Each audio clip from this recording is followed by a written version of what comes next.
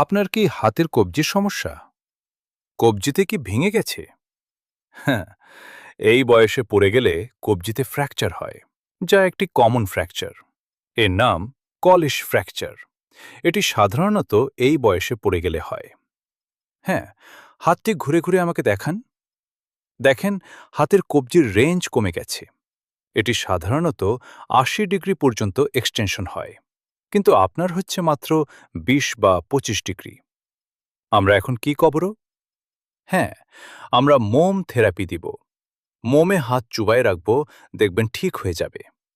মোম দেওয়ার পর কিছু ম্যানিপুলেশন থেরাপি বা ম্যানুয়াল থেরাপি আছে।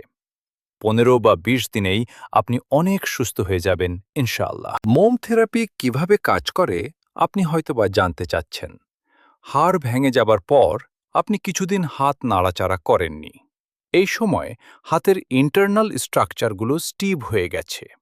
যেমন কবজির এখানে টেন্ডন, লিগামেন্ট, মাসল, ফাসা আরও কিছু আছে যা একেবারে জমে গেছে।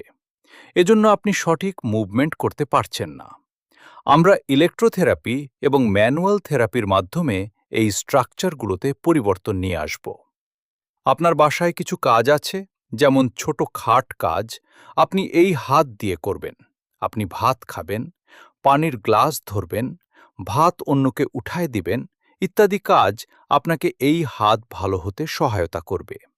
তবে হ্যাঁ, মুভমেন্টগুলো প্রোগ্রেসিভ ওয়েতে শুরু করতে হবে। কখনোই তাড়াহুড়ো করা যাবে না।